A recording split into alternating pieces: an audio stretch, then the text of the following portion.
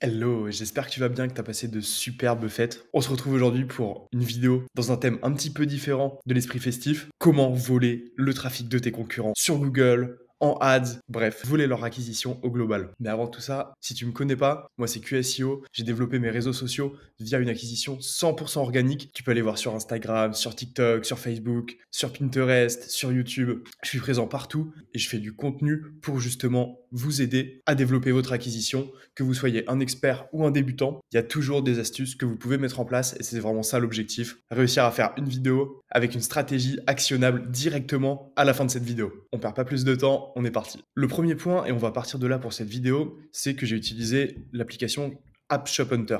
C'est pas l'application la plus fiable pour les revenus, mais ça permet d'avoir un ordre d'idée, une espèce d'échelle, une fourchette sur les revenus d'un site Shopify. Donc si ton concurrent est un site e-commerce utilisant Shopify, déjà, tu vas avoir une estimation de ses revenus. Typiquement, là, sur hi-fi, on a une estimation par jour des revenus, donc du CA qu'il fait et des produits qu'il vend avec l'ensemble des pricing, des revenus, la vélocité, etc. Donc c'est assez intéressant, ça permet d'avoir un ordre d'idée. Encore une fois, ce ne sont pas des chiffres fiables, mais ça donne des ordres d'idées et ça permet d'avoir une comparaison par rapport à sa concurrence. Ce qui est intéressant aussi, encore une fois, si tu es un e-commerçant, c'est que tu vas avoir des apps, tu vas avoir les applications qu'il utilise sur son site Shopify, donc là, Klaviyo, Power.io, et tu as des petits liens qui sont assez utiles, voir ses produits, voir ses ads, donc là c'est sur un outil de App Shop Hunter, et voir ses ads sur la librairie Facebook. Mais avant ça, et ce qu'il faut toujours faire quand tu analyses ta concurrence, même quand tu analyses ton site, c'est définir quels sont les canaux d'acquisition qui permettent de récupérer des clients au fur et à mesure. C'est vraiment ça la première étape. Et pour ça, rien de mieux qu'aller sur SimilarWeb. On va mettre le petit site de hifi.pk. Donc c'est un site pakistanais qui vend du produit cosmétique. Il est assez intéressant parce qu'il faisait beaucoup de CA d'après App Shop Hunter. Et donc ce sera le cas d'étude de la vidéo. Donc là, sur ce site, on a la possibilité de savoir les visites totales. Donc là, c'est sur le mois de novembre 2024. Donc c'est assez intéressant et on voit des chiffres qui sont vraiment pertinents. La répartition des appareils, des stocks mobiles. Donc on voit bien que c'est très mobile first. Et après, donc son placement national. Ce sont des informations un petit peu moins intéressantes. Et là, c'est une estimation. Encore une fois, ce sont des outils de monitoring, mais ils n'ont pas les vraies datas. Ils font des compilations de données qui leur permettent d'avoir une estimation de la réalité. Donc, le nombre de pages par visite et le taux de rebond. À toi de comparer avec les vrais chiffres que toi tu as sur ton business et de faire en sorte que ce soit, dans tous les cas, meilleur que ces chiffres-là. On va voir les visites au fil du temps. Et donc là, on a des estimations avec les principaux concurrents sur le marché. Donc là, on voit bien que c'est des points PK, donc Pakistan également. On voit bien la géographie du trafic, donc Pakistan, encore une fois, en premier. On a un petit peu Inde, un petit peu Bangladesh au fur et à mesure, mais on voit bien que leur cœur de cible, c'est le Pakistan. Et là, et c'est vraiment là que c'est super intéressant et que moi, je passe le plus de temps, les canaux marketing. Comprendre quels sont les canaux qui permettent d'obtenir du trafic et donc à terme des clients. On va avoir le canal direct, donc le fait que les utilisateurs passent par des URL en direct, donc comme si moi, là, je tapais en haut directement l'URL du site, ou si je passais par un des onglets avec une URL qui est déjà préenregistrée. Bref, ce genre de choses, tu arrives directement sur le site, tu passes pas par un moteur de recherche, tu passes pas par un réseau social, etc. Donc c'est ce qu'on appelle le canal direct. Ensuite, on va voir donc l'email, forcément, referral, c'est le fait que ça provienne d'autres sites. Donc par exemple, tu as le site du Monde qui parle de toi, qui fait un lien vers toi, un petit backlink. Hop, la personne elle clique via ce lien, c'est du referral depuis le Monde. Ensuite, le social, ils ont une page Facebook avec plus de 80 000 abonnés à la page. Donc forcément, ça fait du trafic aussi avec tous les posts sur Facebook, les posts sur Instagram, etc., etc.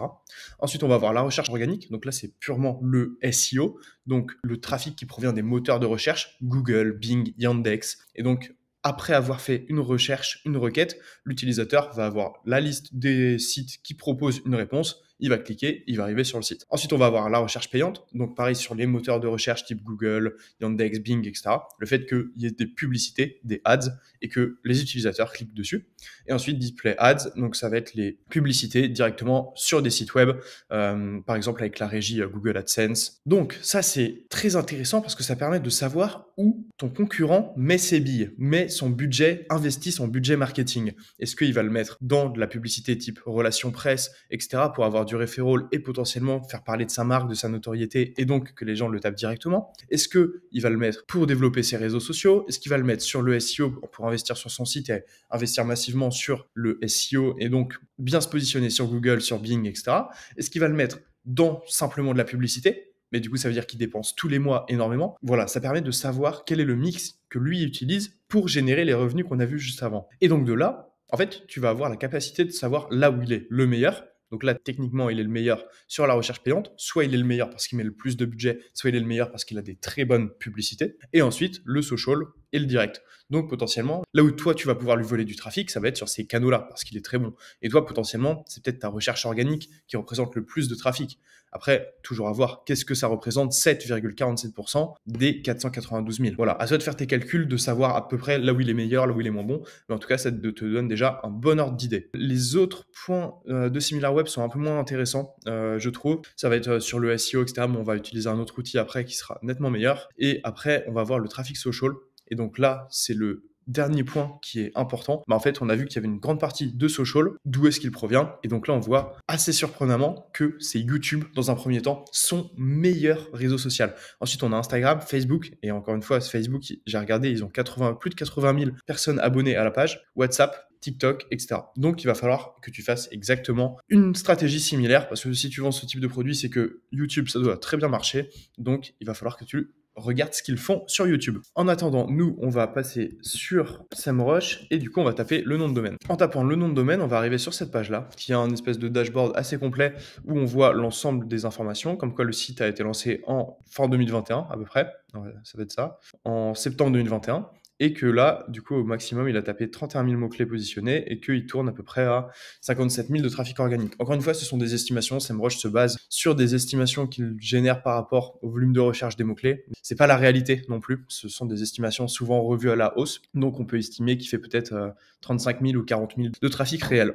Et donc là, on va avoir les mots-clés qu'il positionne. Mais ce qui nous intéresse pour voler le trafic de ton concurrent, encore une fois, ça va être ces petits outils qui s'appellent Keyword Gap et Backlink Gap. Keyword Gap, il va te permettre d'analyser les mots-clés que ton concurrent a, sur lesquels il est lui positionné, et toi, tu es soit moins bien positionné, soit meilleur, soit pas du tout positionné. Et c'est ça qui va être intéressant. Donc, ce qu'on va faire, c'est qu'on va récupérer juste les petits sites ici qu'il avait identifiés comme concurrents, et on va les mettre dans Keyword Gap. Donc là, on va les ajouter un par un, et tu vois, en faisant ça, déjà, on va voir un petit peu la différence de trafic entre les différents sites et la concurrence, mais surtout, là, on va pouvoir estimer. Donc là, encore une fois, sur SEMrush, on est sur la partie SEO, il faut bien la comprendre. On va pouvoir estimer, donc là, en n'ayant que les routes domaine et organic keywords, parce qu'on peut le faire aussi via le paid, même si c'est pas le plus pertinent d'utiliser SEMrush pour cette partie-là. Et donc là, tu vois que sur le Pakistan, apparemment, on a 5400 mots-clés positionnés directement au Pakistan. Encore une fois, c'est pas le plus pertinent. Il n'a pas été en mesure de checker tous les mots-clés qu'on avait vus.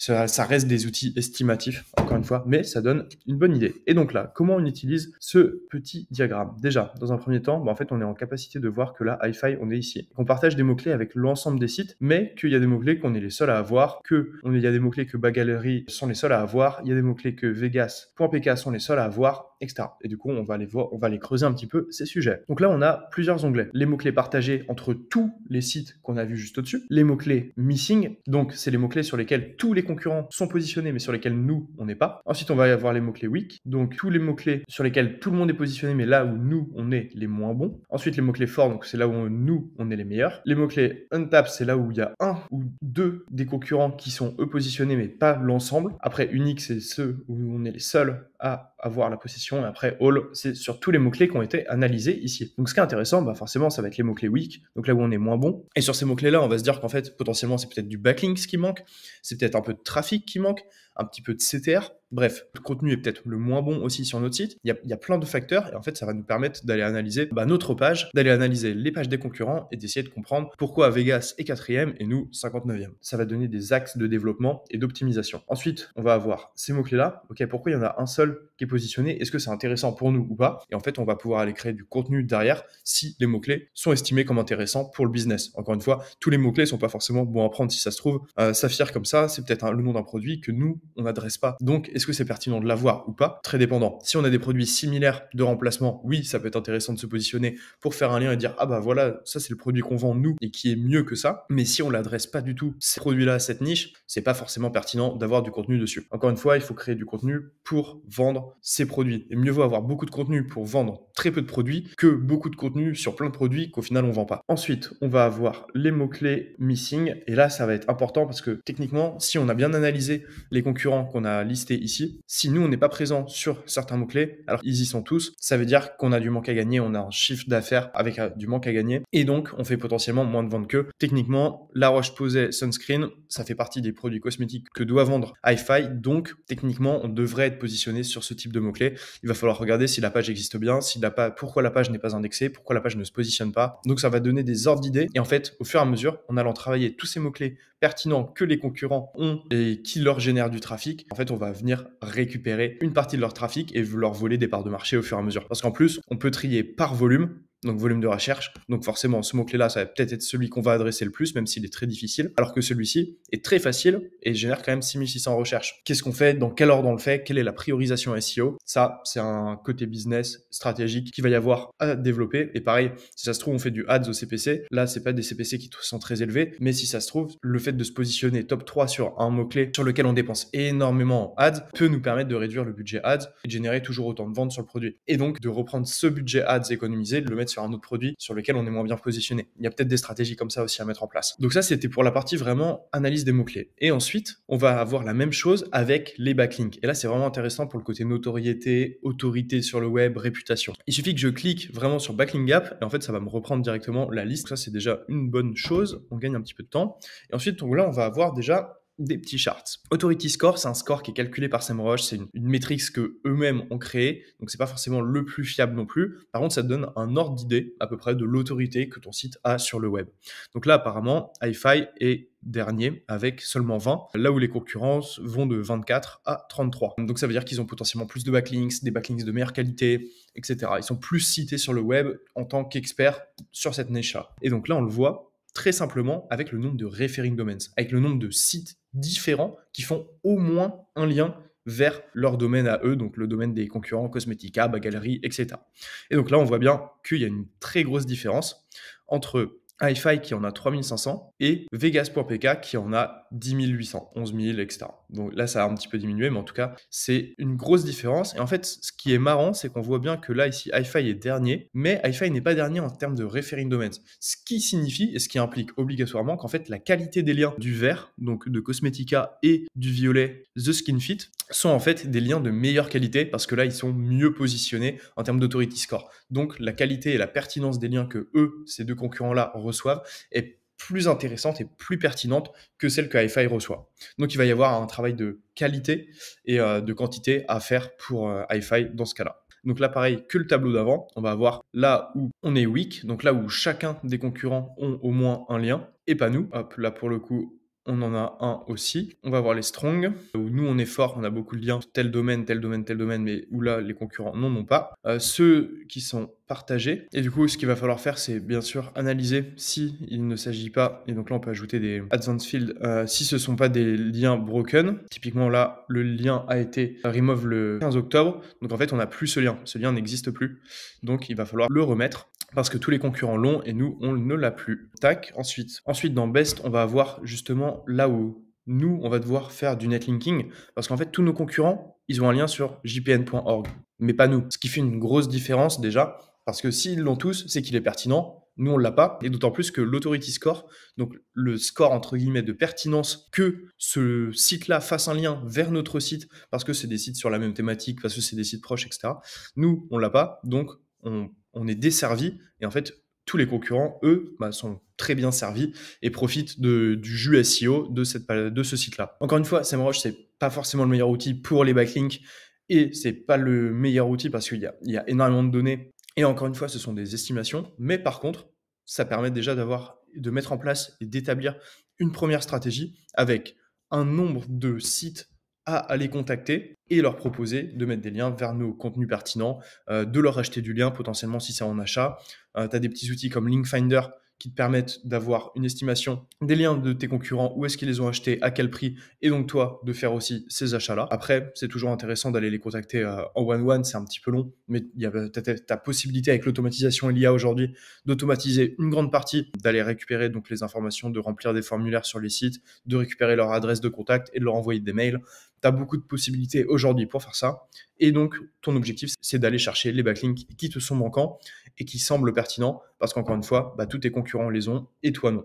Ça, c'est vraiment le premier axe qu'il va falloir que tu développes pour aller voler le trafic de tes concurrents. Maintenant qu'on a vu la partie organique avec le SEO, on va partir sur les ads. Tu le connais peut-être, et hop, j'ai ma petite caméra qui marche pas sur ce petit site Meta, étrangement. On a la Facebook Ads Library. Et donc là, malheureusement, sur hi-fi, tu vois, ça ne marche pas parce qu'ils ne font pas de publicité Facebook.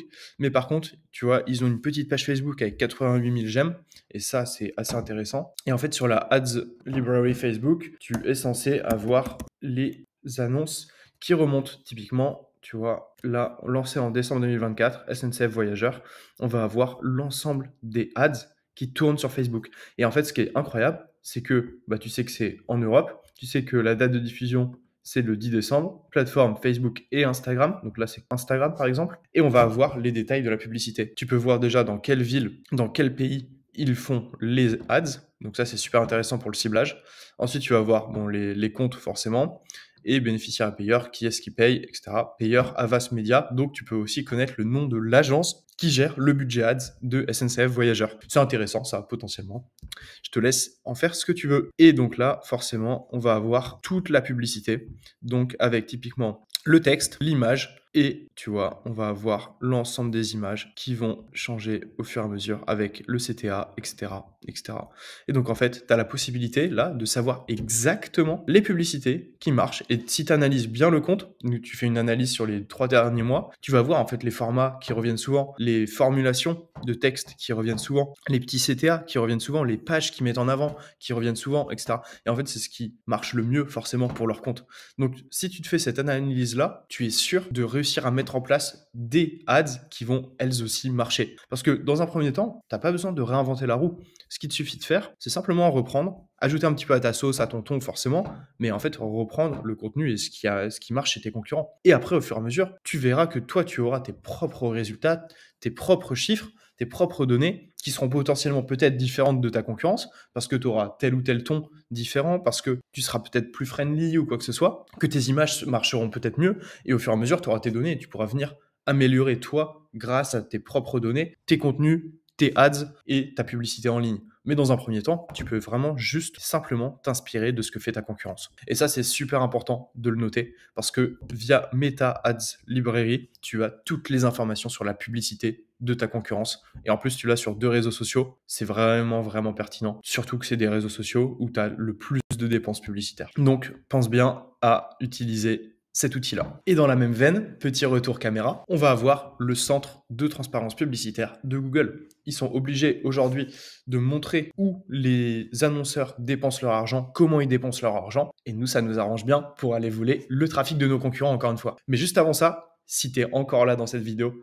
et ça doit faire déjà un petit moment que je parle, j'ai pas trop l'estimation du temps, mais au moins une petite quinzaine de minutes, c'est que tu trouves de la valeur dans ce contenu. Et si c'est le cas, pense à mettre un petit like, à t'abonner à la chaîne, à mettre la petite cloche. C'est ce qui remercie mon travail, toute la valeur gratuite que je vous partage tous les jours sur tous les réseaux sociaux et toutes les semaines sur YouTube en format long. Et s'il y a un outil qui t'a paru super pertinent pour voler le trafic de tes concurrents, n'hésite pas à mettre son nom directement dans les commentaires pour savoir ce que toi tu vas utiliser, ce que tu ne connaissais pas et surtout qu'on puisse en débattre, que je puisse te donner mes meilleures techniques sur l'outil. Donc n'hésite pas à le mettre en commentaire. On est reparti et on va voir le centre de transparence publicitaire de Google. En gros, celui-ci c'est exactement comme Meta Ads Library et il va te suffire de mettre le nom, encore une fois, de ton concurrent directement. Et donc là, on va prendre, hop, l'annonceur au global, pas simplement le site. Date, tu peux mettre ce que tu veux. Nous, de notre côté, on va mettre juste les 30 derniers jours pour avoir les publicités qui tournent actuellement. Emplacement de diffusion, on va pas mettre la France, même si ils ont une annonce qui tourne en France. Donc potentiellement, peut-être une erreur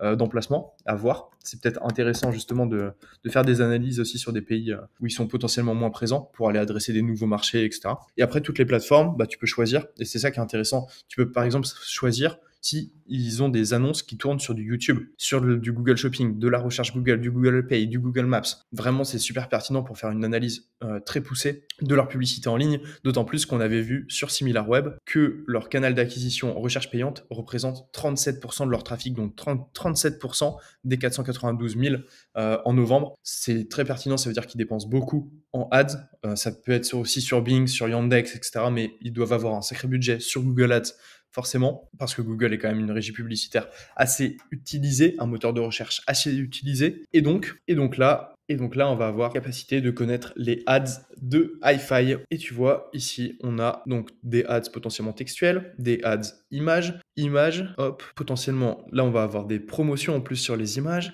On va avoir de la vidéo juste ici, hop, tu vois. Et si tu cliques dessus, format vidéo, dernière diffusion le 26 décembre, donc là, on est le 28 aujourd'hui. Tu vas avoir ta petite annonce vidéo qui s'affiche avec une sur 4 variantes. Et donc, on va avoir les variantes différentes, tu vois. Donc là, c'est des variantes de format aussi. C'est de la vidéo qui provient de YouTube, comme on l'a vu, YouTube Short. Bref, tu as énormément d'informations. On est bien au Pakistan. Et ensuite, tu vas avoir, si tu cliques sur de l'annonce textuelle, pareil, les variantes de texte. Et tu vois, donc là, on a les différents liens qui changent. On n'a pas tant le texte qui change ici. Ça va être principalement, ils ont dû mettre qu'une seule variante pour l'ensemble texte-titre. Mais par contre, ils ont des différences sur les assets qui sont ajoutés ici. Et en fait, tu peux venir faire ton analyse sur l'ensemble de ces annonces-là. Et l'ensemble des formats. Et l'ensemble des vidéos. Et l'ensemble des textes. Et en fait, si tu te les catégorises bien, tu te fais un petit document sur Notion, sur Google Sheet, bref, comme tu veux, avec, ok, bah, tel type de produit, voilà les différents titres qu'ils utilisent, voici les différents types de campagnes qu'ils utilisent, voici les différents emplacements qu'ils utilisent, voici les différents assets qu'ils utilisent, les composants. En fait, à partir de là, tu vas savoir exactement, ce qui revient régulièrement, et donc potentiellement ce qui veut dire ce qui marche bien pour eux, et deux, bah, en fait, ça va te donner énormément d'idées pour créer, toi, tes propres ads. Là, en fait, tu as déjà le marketing qui est déjà fait. Et si tu vends les mêmes produits, bah, en fait, tu peux reprendre. Tu vas forcément venir changer l'image, le mettre avec tes couleurs, mettre en avant comme tu le sens. Mais par contre, sur le texte, bah, techniquement, tu peux faire la même ou même reprendre et faire un peu mieux. Potentiellement, enlever Hi-Fi Official Website et ajouter plus de réassurance, ajouter tes avis. Bref, tu peux venir améliorer leurs ads qui tournent déjà. Et tu peux venir mettre beaucoup plus de variantes. Et en fait, en offrant plus de variantes à Google, à son algo, bah lui va venir faire des tests. Et techniquement, à terme, tu auras forcément de meilleurs résultats qu'eux parce que comme tu donneras plus à Google, il aura la capacité de faire plus de tests, de voir ce qui marche le mieux, de faire les meilleures combinaisons et de les diffuser. Donc là, encore une fois, tu vas venir voler des parts de marché à ton concurrent et tu vas venir lui voler son trafic sur le web. Et c'est vraiment ça la finalité, c'est qu'en fait aujourd'hui, tu as des outils qui te permettent d'aller espionner de façon vraiment pertinente ce que font tes concurrents en ligne. Et en fait, même tout simplement, tu vas faire un petit audit en utilisant SEMrush, en utilisant Alloscan, en utilisant les outils publicitaires. Tu vas aller faire un petit audit de l'ensemble du site. Où est-ce qu'il a du trafic? D'où est-ce qu'il provient? Pourquoi il provient? Quels sont les mots-clés? Quels sont les produits qu'il vend, etc., etc. Et en fait, en faisant ça, bah, tu vas avoir déjà une très bonne idée de comment son business en ligne fonctionne, d'où est-ce qu'il met ses billes, d'où est-ce qu'il met son budget, qu'est-ce qu'il met en avant ou pas. Pareil, si tu veux un petit bonus, je t'invite toujours à faire au moins une commande chez ton concurrent. Pourquoi? Tout simplement parce qu'en fait, tu vas tomber dans ses listes email et dans ses listes email de réachat. Ça veut dire que potentiellement, tu vas avoir les mails de panier abandonné, servis comme ça sur un plateau que toi, tu peux reprendre, dont tu peux t'inspirer.